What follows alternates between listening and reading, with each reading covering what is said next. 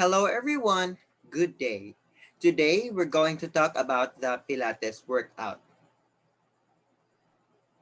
But before we proceed, may I remind you that we are not an expert on this subject matter, and what we are talking is purely based on our thorough research on the internet.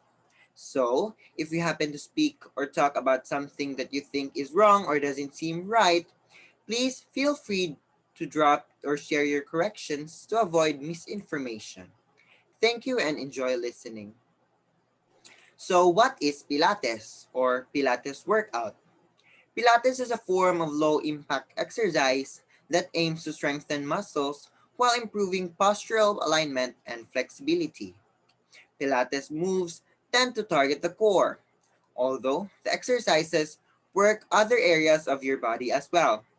You can do Pilates with or without equipment. But no matter what, expect the moves to involve slow, precise movements and breath control. Next is it strengthens and stabilizes your core body, which is your foundation, so that you can move efficiently while improving your posture, flexibility, and mobility. There are few other pieces of equipment to know, but they probably won't show up in most beginner Pilates mat classes. You'll feel your muscles burn during class, and you'll probably be sore the next day. You'll get stronger, more sculpted muscles, and gain flexibility. You may also have a better posture and a better sense of well being. The history of pilots. It is on the year 1920s created by the physical trainer Joseph Pilates, 1880 to 1967, for the purpose of rehabilitation. He moved to England in 1912 following the World War I outbreak. He assisted in rehabilitating injured inmates by devising exercises that they could perform in their hospital beds. This later inspired pilots to design and patent a suite of spring-loaded furniture specifically for his exercise program. Some of the first people treated by pilots were soldiers returning from the war and dancers such as Martha Graham and George Balanchine to strengthen their bodies and heal their aches and pains. Though in 1992, a Manhattan pilot studio owner purchased the assets of the original pilot's studio, which had gone out of business in 1989, and asserted trademark rights over the pilot's name, a 2000 decision in Federal District Court designated pilots a generic term. Since the 1920s, the basic moves that Joseph Pilates set down have been preserved, and to this day, even with some modifications, the Pilates remains true to its origin.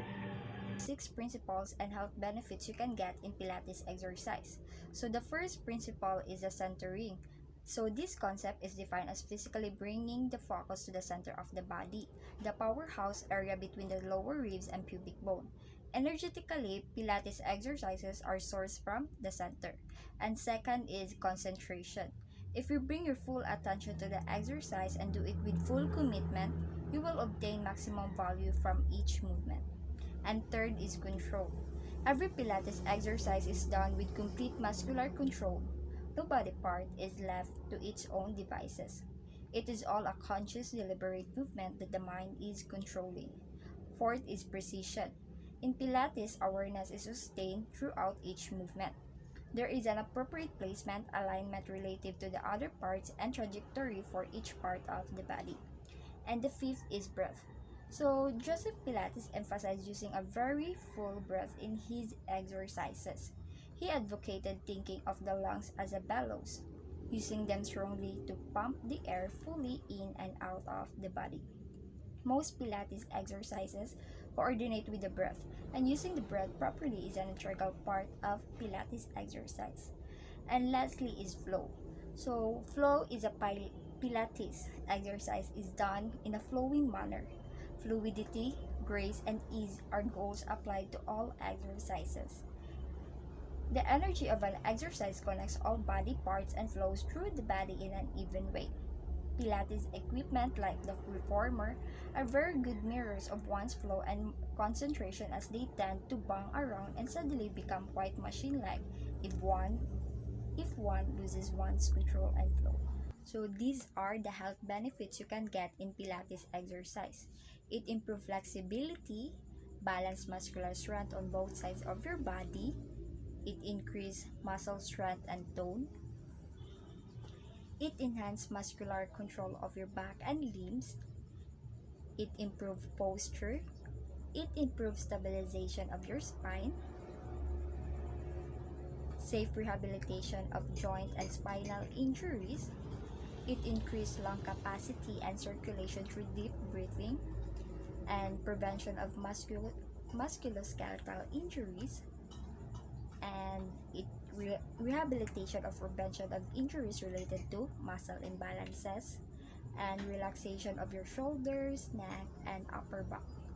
It improves physical coordination and balance, and it improves concentration, increase body awareness, and lastly, management and relaxation. Proper attire for boys and girls. First, for the girls, we have the trousers, sports bras, and shoes and socks. For boys, we have the trousers and the shorts.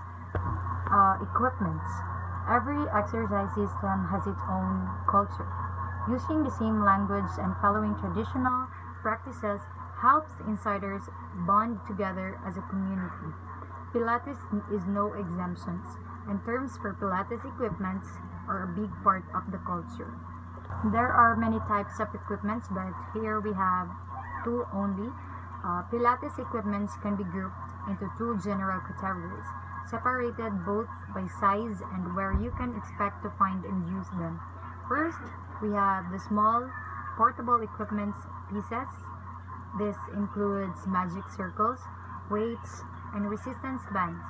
Joseph Pilates used the magic circle and weights. Second, we have the larger pieces of equipment or the apparatus. Includes the Pilates reformer, Pilates chairs, barrel, tower, and Cadillac. Using Pilates equipment. First, we have the Pilates mats. There are several differences between a yoga mat and Pilates mat in terms of thickness, firmness, and the size. Second, we have the Pilates bands. So Pilates resistance bands come in different lengths and tensions. Ribbon styles band usually work better than tubbing bands for at-home Pilates practice. So next we have the weights. With care and caution, you can incorporate small, light weights, either dumbbells or ankle weights into many Pilates exercise. So next, Pilates reformer. Joseph Pilates invented the reformer, one of the primary pieces of Pilates apparatus. He reportedly started with a hospital beds with the machinery springs attached to the bed spots and offered exercise to prisoners of war at an internment camp on the British Isle of Man, where he was also being interned during the First World War. So next we have the magic circles. As the story goes, the inspiration from Joseph Pilates' original magic circles came from the rings that surround large barrels of beer. So magic circles have since evolved. For example, some manufacturers now make them with options for various resistance levels. Next, last we have the Pilates chair. So Joseph Pilates also developed the chair, sometimes known as the Wunda chair, or low chair. Some studios offer group classes devoted to exercise on the chair. There are 12 application movements of the Pilates workout. First is the leg circle. All you need to do is lie face up with your arms by your sides and palms down. Bend your left knee and place your left foot flat on the floor. Extend your right leg up so that it's perpendicular to the floor. Circle your right leg out to the side, down toward the ground, and return to your starting position. Make circle as big as you can, while still keeping your lower back on the floor. Reverse the circle, and last, complete all reps on one leg, and then repeat on the other. Then is the 100. Lie face up, lift both legs up towards the ceiling and lower them halfway so that they're at angle. Curl, curl your head up, reaching your arms long alongside your body and palms down. Pump your arms up and down as you inhale for 5 counts and exhale for 5 counts. Repeat this breathing pattern 10 times while holding the position. The third one is single leg stretch. All you need to do is lie face up, bring both knees in toward your chest, place your hands on your chin, and curl your head up off the door. And the third one, extend one leg out at a time, alternating sides. And last, keep your lower back on the floor and your core engaged throughout. The fourth is crisscross. The steps are lie face up and bring both knees in toward your chest. The second, place your hands on the back of your head, keeping your elbows wide and curl your head up. And the third, bring your left shoulder toward your right knee as you extend your left leg. And then, bring your right shoulder toward your left knee as you extend your right leg. And the last one is continue alternating sides. The fifth is double leg stretch. All you need to do is lie face up and bring your both knees in toward your chest. Curl your head up and face your hands on your knees. Extend both legs out in front of you as you can reach of your arms overhead. Try to get your legs as straight as you can while still keeping your lower back on the floor. Circle your arms out and around back to your knees as pull as your knees back and toward your chest. The sixth application movement of Pilates workout is scissor kick. The steps are lie face up, extend your right leg up so that it's perpendicular to the floor. Bring your hands behind your right leg, pulling it toward your face and curl your head up. Lift your left leg off the floor a few inches and switch legs, pulling your left leg and toward you and letting your right leg hover above the floor. And last, continue switching your legs. The seventh application movement of Pilates workout is called T-Sear. The steps are lie face up, bend your knees over your hips and lift your feet off the mat.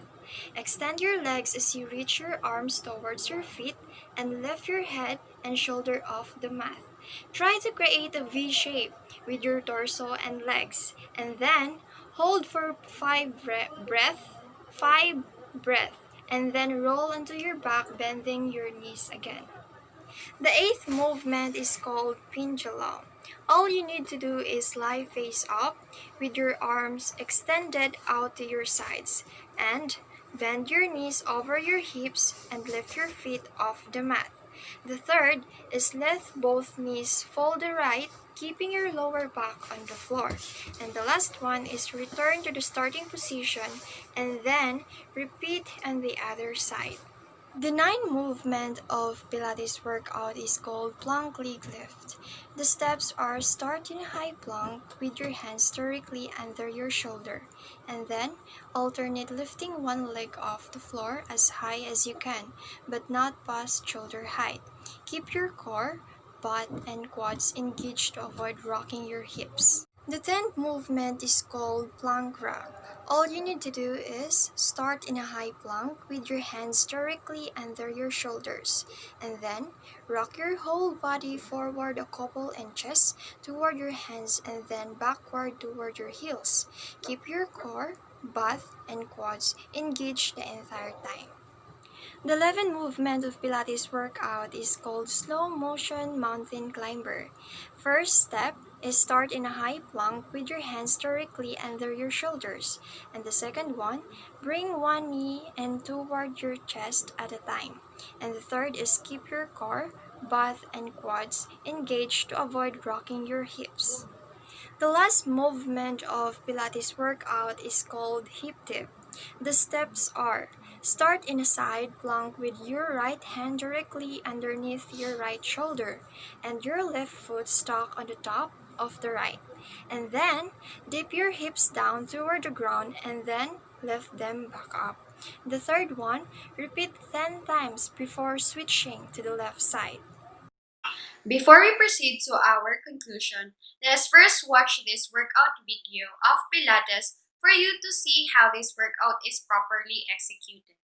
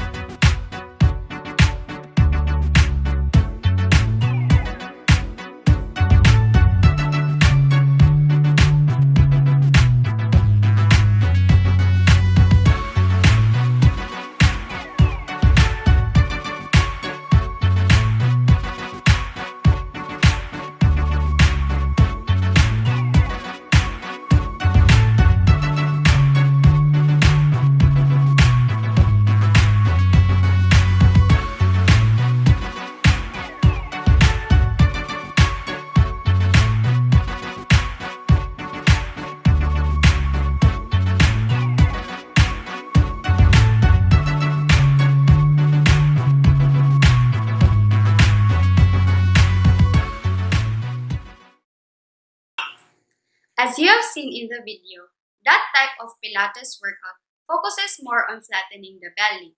In her workout, she executed single leg stretch, crisscross, double leg stretch, and double and single straight leg stretch, which are one of the basic movements of Pilates. For most beginners, these movements at first may seem hard and exhausting, but once you get used to it, it will improve your flexibility. Also, it helps you to tone up and increase muscle strength. For this reason, you will have a firm and fit body. These are the things to remember for those interested or planning to join Pilates class. 1. There are two different kinds of Pilates classes, mat classes and reformer classes. You'll be tackling a class that's based on either a mat, which is a tad thicker than your standard yoga mat, to cushion pressure points, or a machine called a reformer, which is a sliding platform complete with stationary foot bar, springs, and pulleys that provide resistance. Number 2, there are a few other pieces of equipment to know, but they probably won't show up in most beginner Pilates mat classes. Many Pilates mat classes don't require any equipment other than, yes, a mat, which is usually provided, but other classes can use different equipment in addition to the reformer. The most common pieces of equipment are the Wunda, a low chair with padding and springs, the Cadillac, which looks like a little bed with a canopy frame and is used in various ways for advanced students, the spine corrector, the high chair, and the magic circle, a ring you often use between your legs to create resistance. Number 3. You'll feel your muscles burn during class, and you'll probably be sore the next day. Dedicating your entire focus to even the smallest movements means that you work the muscles that each exercise intends. And that means you can be dealing with muscle soreness after you work out. Number 4. Pilates works several muscle groups. Although Pilates is specifically defined as exercise for the core or abdominal muscles, it is important that those who are doing Pilates know that the core includes the entire trunk, which is the abdominals, the hips, the inner and outer thighs, and the back. So expect a workout that works your entire body. Number 5. Many beginner classes will feature the same group of exercises in each class. There are an established set of Pilates moves that are common in beginner classes. The 100, a breathing exercise that also targets core strength and stability. The roll-up, a slow, precise move that stretches the spine and the back of the body and strengthens the abdominals. Leg circles, which strengthen the hips and core stabilizers. Rolling like a ball, which massages the spine and opens up the back. In series of 5, a group of moves that strengthen the abdominals and back muscles. Number 6. Wear form-fitting clothes. Even if you typically prefer loose-fitting workout wear, you're going to want to wear body-hugging options for Pilates classes. Leave the shorts at home too, since there are many exercises in Pilates where you are lying down and your legs are moving above you. As for footwear, you can either be barefoot or wear socks with rubber detailing on the soles so you don't slip on the mat or the machine. Number 7. Every studio has different lingo they use in class. Look for regulars for help when you're not up with the terms, because like other workouts, Pilates has its own terminologies. And lastly but not the least, Pilates should be a part of a well-rounded fitness plan. Pilates stretches, strengthens, and aligns your body all at the same time.